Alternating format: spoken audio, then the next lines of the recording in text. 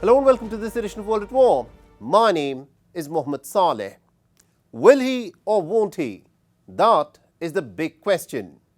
Donald Trump has said that a big armada of American warships is now headed towards Iran, and that he's watching very, very closely. Trump has also claimed that he stopped 837 hangings in Iran. And now we are in a very queer situation. Earlier, Trump had said that the American weapons are locked and loaded, and if Iran unleashes violence on the protesters, then the Americans will get involved militarily. But the protests have now petered out on the Iranian streets. There is a relative calm. But the drumbeats of war have gotten just that much louder, with Trump issuing one threat after another. So what really is Donald Trump's plan for Iran? Is Trump planning a limited strike like he did in the month of June last year during the 12-day Iran-Israel war, in which Trump targeted the Iranian nuclear sites? Or is Donald Trump planning to stage a Venezuela-like operation in Iran by sending in his forces to capture the top Iranian leadership? Or is the American President of Peace planning something bigger, a regime change that could trigger a mother of all wars in the troubled region of West Asia? Our next report tells you more. We have a lot of ships going that direction, just in case. We have a big flotilla going in that direction, and we'll see what happens. We have a big force going toward Iran. I'd rather not see anything happen, but we're watching them very closely. I stopped 837 hangings on Thursday. They would have been dead. Every one of them would have been hung. This is like from 1,000 years ago. This is an ancient culture. Very smart people, by the way. But we have an armada. We have a massive fleet heading in that direction, and maybe we won't have to use it. We'll see. We will see, says the President of Peace, about the prospects of a war with Iran, with the American armada of the USS Abraham Lincoln and several guided missile destroyers floating ever closer to Iran. What is clear is that West Asia stands on a precipice. This is that rare moment where a single miscalculation can set the whole region on fire. Flush with the confidence of what the United States managed to achieve in Venezuela, with the CIA operatives infiltrating into Nicolas Maduro's inner security circle to capture the Venezuelan president, speculation is now rife that the Americans could try something similar in Iran. We do not pay attention to Trump's bluster. He knows that if any hand is raised to assault our leader, we will not only cut off that hand decisively and courageously, and this is not just rhetoric, but we will set their world on fire. We will strip them of any security and leave no safe place for them. Iranian ballistic missile capabilities were on full display in the 12-day war that was fought between Iran and Israel in June last year. Iran's ballistic and hypersonic missiles are a formidable force to contend with. In fact, the Americans had evacuated the Al-Udeid air base when the Iranians retaliated after the American strikes on Iran's nuclear sites. And at this moment, the United States has 30 different enduring and permanent military sites in the Middle East, with air bases, naval facilities, military outposts, and a radar facility spread across the region, with a total of 40 to 50,000 troops for America's power projection. On the streets of Tehran, there is palpable unease. Donald Trump's armada has been condemned as an attempt at psychological warfare. As for sending ships for a possible war, I personally think it was because of their own sense of danger, because Iran has always said that it will bomb the Americans' interest in the Middle East. And I myself, as a citizen, do not say that I agree or disagree with anything, but I believe it is with our rights to defend ourselves. Look, we cannot sell out our fellow citizens and our own country to a foreign country. Now we may have some economic problems, and we will have a really hard time, but we will never sell our country to a foreign country. Iran is 4 times larger than Iraq, with much more sophisticated ballistic missile capabilities. An all-out attack on Iran will change the face of West Asia, and everything now hinges on one man. The American President of Peace, who had denounced former American presidents for dragging the United States into forever foreign wars, and he has to perhaps now make the biggest decision of his presidency so far. And the question is, will he or won't he?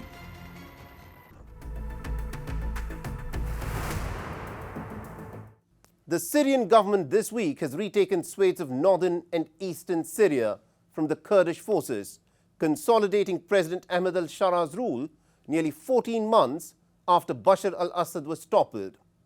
Now, the rapid turn of events has brought almost all of Syria back under the authority of the central Damascus-based government, following years of civil war that had fractured the country. And it has now put the spotlight on the shifting US policy. Tensions had been simmering between the Damascus government and the Kurdish-led Syrian Democratic Forces for months. Damascus had demanded for the SDF and other Kurdish militia to merge fully into the state security apparatus, and that the governing bodies in the Kurdish-run regions were also to be integrated. But the SDF resisted, aiming to preserve Kurdish regional autonomy and expressing concerns that the Islamist-led administration in Damascus seeks to dominate the whole of Syria. Now, conflict erupted this month with the Damascus troops seizing the Kurdish-run districts of Aleppo before thrusting eastwards last week, forcing the Kurdish fighters to retreat further. So what really is happening in Syria at the moment? Our next report tells you more.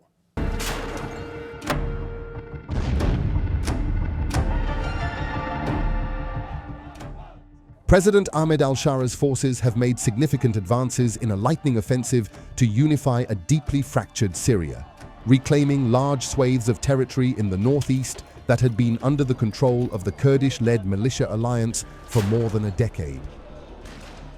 For days, the Syrian troops had amassed around a cluster of villages that lie just west of the winding Euphrates River, and had called on the Kurdish-led Syrian Democratic Forces stationed there to withdraw to the opposite bank of the Euphrates. Soon, the Syrian army took control of the northern city of Tabqa and its adjacent dam, as well as the major Freedom Dam, formerly known as the Bath, west of the Syrian city of Raqqa. There were celebrations in the Aleppo countryside, welcoming the Damascus forces as the SDF withdrew. Raqqa residents used boats to cross the Euphrates River after the Kurdish-led Syrian Democratic Forces destroyed a bridge during their withdrawal from the area after days of fighting. The SDF said on Sunday that it will withdraw its forces from the Arab-majority provinces of Raqqa and Deir al-Zor. We believe that the responsibility for everything currently happening inside Syria lies with the Western countries, and especially the United States of America. In general, I mean the events that have occurred throughout the country over the past 15 years. We have gone through a very difficult period. In addition to the end of the year and the transformations and developments that have occurred and are occurring today, the responsibility is certainly related to the fact that they are at the same time responsible for every drop of Syrian blood that is being wasted in the way or to implement some interests. The provinces of Raqqa and Deir al-Zor, as well as parts of the Hasaka province, include Syria's biggest oil fields, a major hydroelectric dam, agricultural regions, jails holding Islamic State militants, and a camp where Islamic State-linked civilians are held, under a ceasefire agreed. On January 20th, the government gave the SDF 4 days to devise a plan for its remaining enclaves in Hasaka to merge. In the event a deal is reached, government troops will not enter 2 remaining SDF-held cities, Hasaka, the ethnically mixed provincial capital, and Kurdish-majority Kamishli. I recommend a complete ceasefire at this time, and I also urge our Arab tribes there to remain calm and peaceful and to allow for the gradual implementation of the agreement's provisions until we achieve complete peace in Syria. Syrian institutions will enter all of Syria's territory in the region but there are some sensitivities in certain areas. Security personnel will be drawn from these areas to prevent any fighting. The US military had built close ties with the Kurdish SDF in the fight against the Islamic State. But with Bashar al-Assad deposed, the US President Donald Trump has developed close ties with Ahmed Al-Sharaa, lifting sanctions and welcoming Syria into an international anti-Islamic State coalition. The Kurds, as the most loyal US partners facing attacks by some Syrian elements within the Syrian government, will you do to ensure the Kurdish rights protected and their effective forces against terrorism in Rojava, Syria continued, as the Kurdish see you as a president does not abandon his allies? Well, I like the Kurds, but just so you understand, the Kurds were paid tremendous amounts of money, were given oil and other things, so they were doing it for themselves, more so than they were doing it for us, but we got along with the Kurds, and we are trying to protect the Kurds. The Kurds are learning a hard lesson. For over a decade, the SDF was backed by the United States, but now the Syrian Kurds have little backing as Ahmed al-Sharaa has sent in the Damascus troops to unify a fragmented Syria.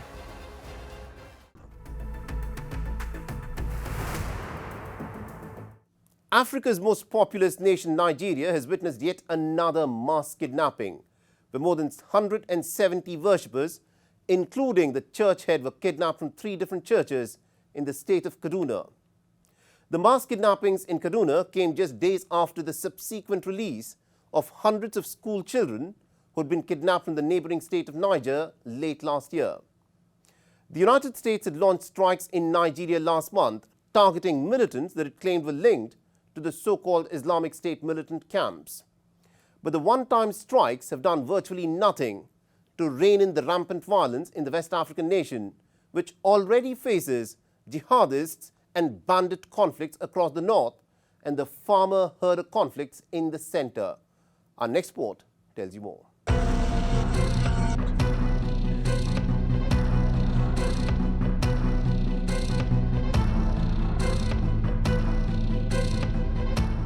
More than 170 worshippers have been kidnapped during Sunday services at 3 churches in the state of Kaduna in Nigeria. This marks the latest in an increased wave of abductions that Nigeria has been witnessing since late last year.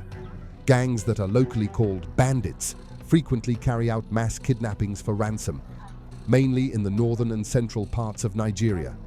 The residents of northern Kaduna State said that the kidnappers surrounded their village, beating and kidnapping people during routine Sunday services. They surrounded the village entirely. If you run to one side, they'll be there. If you run to another, they'll be there. They took us to another church. There, they beat us and took us to the bush. Inside the bush, we made a stop. They beat us again, and we met their boss standing next to bikes. They took them from church on Sunday around 10 a.m. in the morning.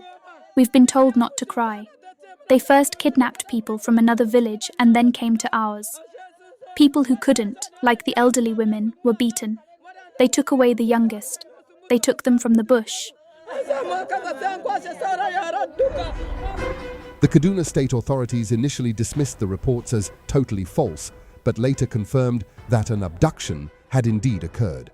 Reacting to the police's dismissal, Joseph John Hayab, the chairman of the Christian Association of Nigeria, said that they had produced the names of all the worshippers who were kidnapped and further suggested that one strike on a camp would not be enough to wipe out terrorists. If Trump strike brings out any positive result at all, then it should not just be once. It should be a sustainable strike until every terror camp, until every terrorist, until every terror sponsor, until every terror supporter, until every terror hideout is completely wiped out. Multiple jihadist groups, bandits, and other violent non-state actors remain active throughout Nigeria, making kidnappings for ransom one of the biggest threats confronting Nigeria. Roughly evenly split between a mostly Christian south and a Muslim-majority north, Nigeria is home to multiple conflicts, which experts say kill both Christians and Muslims, often without distinction. But the President of the United States, Donald Trump, has latched onto the security situation in Nigeria following its strike on Sokoto last month, focusing on the killing of Christians and putting Abuja under diplomatic pressure.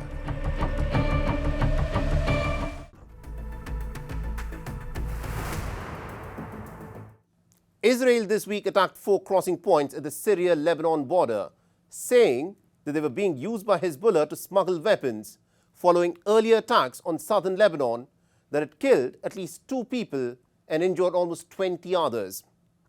Israeli warplanes struck buildings in several South Lebanese towns, including in Kanaret and Kafur. The Lebanese President Joseph Aoun, in a statement, has condemned the attacks as counterproductive to both international efforts to de-escalate hostilities and Lebanon's own efforts to extend the government's authority into areas long dominated by the Hezbollah. Under heavy US pressure and the fears of expanded Israeli attacks, Lebanon had committed to disarming the Hezbollah. But Israel has criticized the Lebanese army's progress as simply insufficient and has kept up regular attacks on Lebanon, usually claiming that it is targeting members of the Hezbollah or its infrastructure. Our next report tells you more.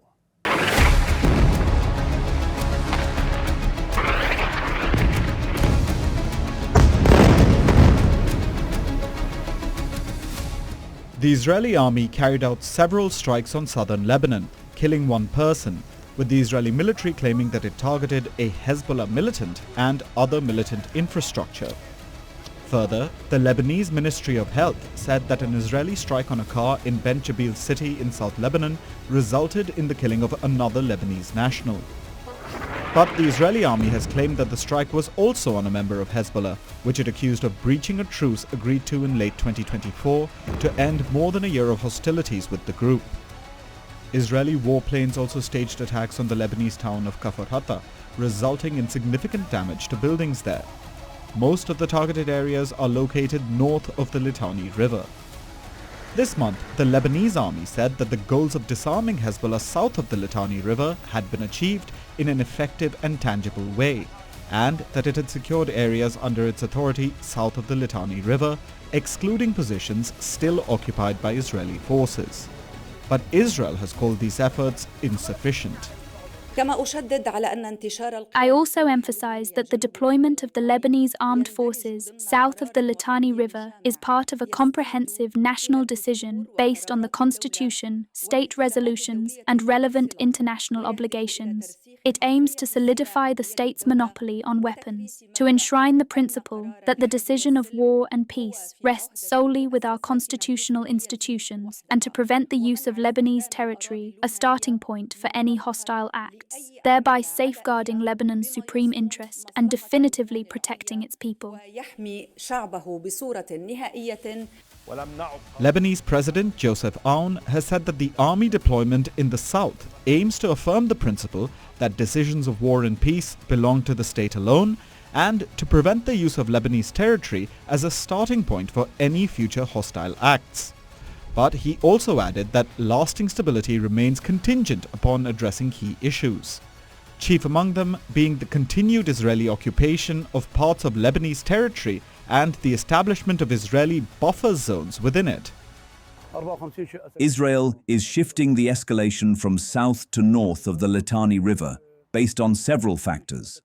First, it wants to break the current equation based on the UN Resolution 1701. Second, it seeks to send a message to Lebanon that it is unable to accept its plans, especially the plans related to the Lebanese army's plan, which is rejected by the Israeli army. These repeated Israeli attacks have forced the Lebanese people to flee from their homes. At least 600 residents have fled from Kafr Hatta. The scene sums up the tragedy of hundreds of families who found themselves homeless in an instant. Experts believe that Israel is sending a message through the escalation both north and south of the Litani River. Our friends informed us by phone and via WhatsApp. My wife and I left the house in the clothes we were wearing as there was a bomb warning. We couldn't delay because it was an Israeli warning, and they bomb without restraint. Lebanese Prime Minister Naval Saleh is cautious of the prospects. Lebanon's priorities remain the cessation of hostilities, the release of Lebanese detainees held by Israel, and Israel's full withdrawal from Lebanon's territory. Beirut has said that it is also open to the deployment of French and US troops to help verify the efforts to disarm Hezbollah.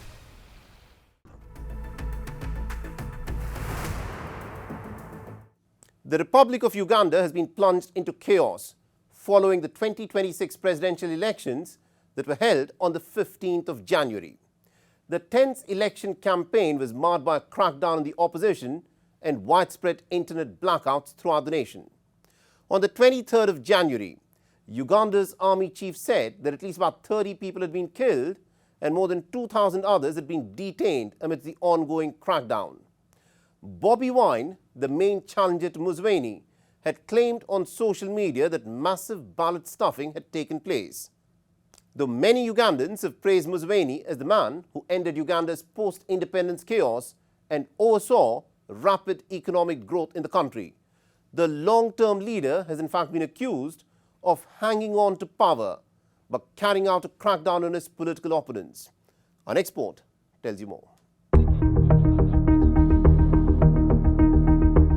81-year-old Yoweri Museveni has again been re-elected, securing his 7th term as the president of Uganda, securing over 72% of the votes, defeating his main challenger, Bobi Wine.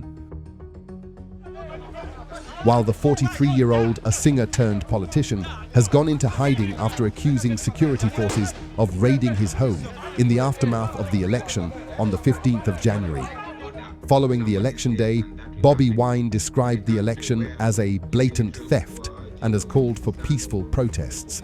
A senior official from Uganda's main opposition party says they have lost contact with Bobi Wine after security forces allegedly besieged and broke into his home on election day. Last night, around 9 p.m., we received a call from the wife and to the effect that they were breaking into the house. We also spoke to another member of the household who told us he was in hiding in the compound, but they were breaking into the house. After that, their numbers went off.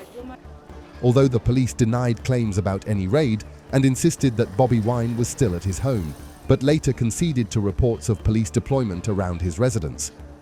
The allegations are being made that Mr. Kyagulanyi Ssentamu, who is a presidential candidate, that he has been arrested and taken to, you can have this phone, and that he has been taken to an unknown location. Some of these allegations are being paraded by his family members. What I would like to say is these are deceitful and insightful allegations intended to depict the security agencies of Uganda as brutal and violators of rights of a political candidate. They are untrue and unfounded. During the campaign, the rallies of Bobi Wine were repeatedly interrupted by security forces who fired tear gas and bullets at the people. According to Uganda's army chief, who also interestingly happens to be the son of the re-elected President Yoweri Museveni, at least 30 opposition supporters have been killed and over 2,000 others have been detained in the wake of the elections and protests. Our comrades, of course, were violently arrested from my home in Kamocha. Majority of them were polling agents. They even had their letters confirming that they are polling agents of the National Unity Platform. They were targeted, arrested violently, taken to Chidara Road Police, where they've been all this while. I tried to access them and other leaders were blocked from accessing them. And now you see they are charging them with inciting violence, unlawful assembly, nuisance, which is ridiculous because you find people in their home just gathering their forms and then you bring those stupid charges against them. Another prominent opposition figure, Kizza Besigye, who was the former personal doctor to Museveni and his political opponent for more than 25 years, was unable to take part in the vote. Kizza Besigye was abducted back in November 2024 during a trip to Kenya and later resurfaced in Uganda, where he has repeatedly been refused bail pending trial. while Bobi Wine has been constantly on the move and is being housed and protected by his supporters. After his 7th electoral victory as the president of Uganda, Yoweri Museveni said that the protests against his re-election are the handiwork of terrorists who had tried to use violence to overturn the results.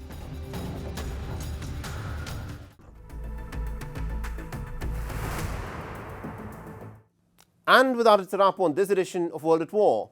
If you want to reach out to me with any comments, feedback or suggestions, please feel free to do so on the ID that you're seeing on your screens. I'm your host, Mohammed Saleh, and I'll see you again next week.